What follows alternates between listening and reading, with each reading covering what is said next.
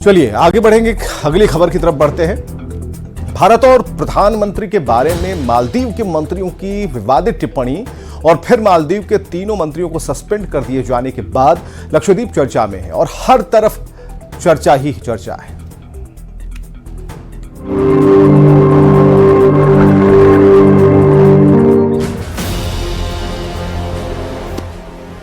आजकल देश में लक्षद्वीप का ही जादू छाया हुआ है। हर तरफ लक्षद्वीप की चर्चा है और अब हर कोई लक्षद्वीप जाना चाहता है।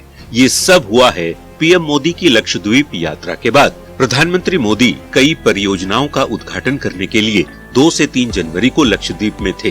पीएम मोदी ने लक्षद्वीप द्वीप समूह की अपनी यात्रा के दौरान स्नॉर्कलिंग का लुत्फ उठाया और तस्वीरें सोशल मीडिया में पोस्ट की।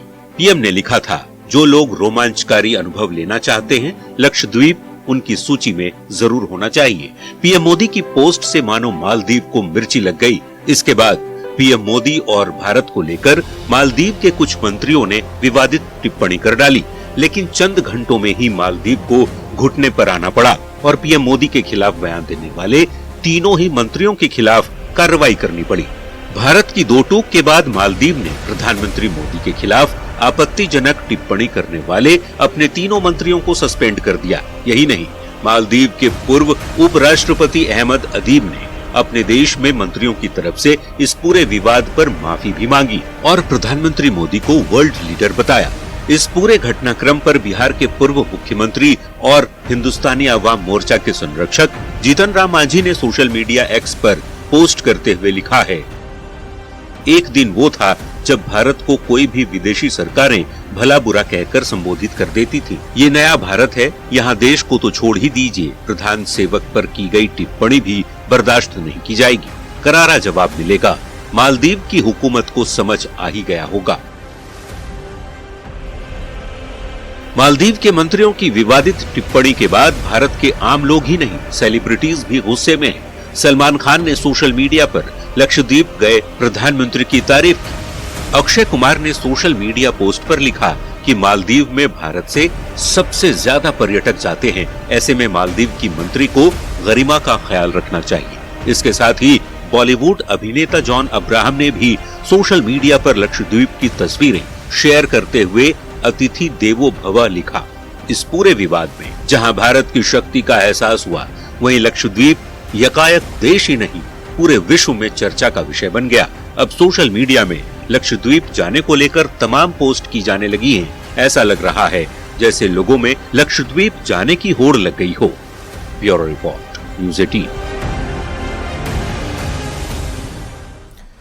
तो मोदी से आखिर मालदीव क्यों डर गया? मालदीव की अर्थव्यवस्था जो है वो टूरिज्म यानी पर्यटन पर ही टिकी हुई है और मालदीव में पर्यटन का एक ऐसा सेक्टर है जिसमें सबसे अधिक लोग रोजगार पाते हैं और इनमें से अधिकतर होटल, रेस्टोरेंट और ट्रांसपोर्ट सेक्टर में नौकरी करते हैं।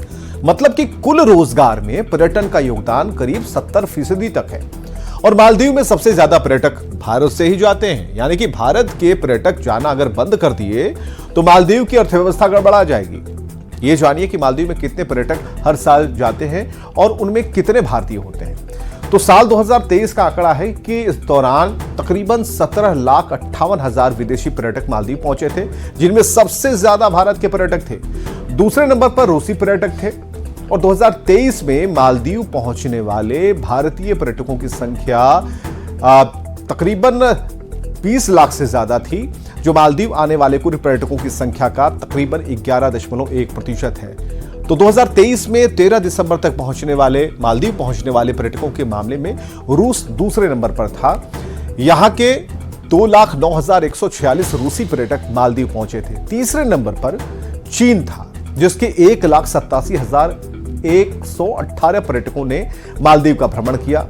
2022 की अगर बात करें तो भारत इस मामले में नंबर 1 पर ही था। यानी कि भारत से पहुंचे पर्यटक मालदीव की अर्थव्यवस्था में बड़ा योगदान देते हैं और पर्यटकों के अलावा मालदीव और भी कई मामले में भारत पर निर्भर है। जैसे कि मालदीव अपनी सुरक्षा को लेकर, खाने पीने को लेकर, इलाज को लेकर, दूसरी सभी जरूरतों के लिए पूरी तरह से भारत पर निर्भर है। चूंकि मालदीव द्विपक्षीय देश है, ऐसे में वहां के लोगों के लिए सी फूड को छोड़कर सभी प्रकार के अनाज, मसाले या फिर दूसरे खाने की चीजें भारत से जाती हैं।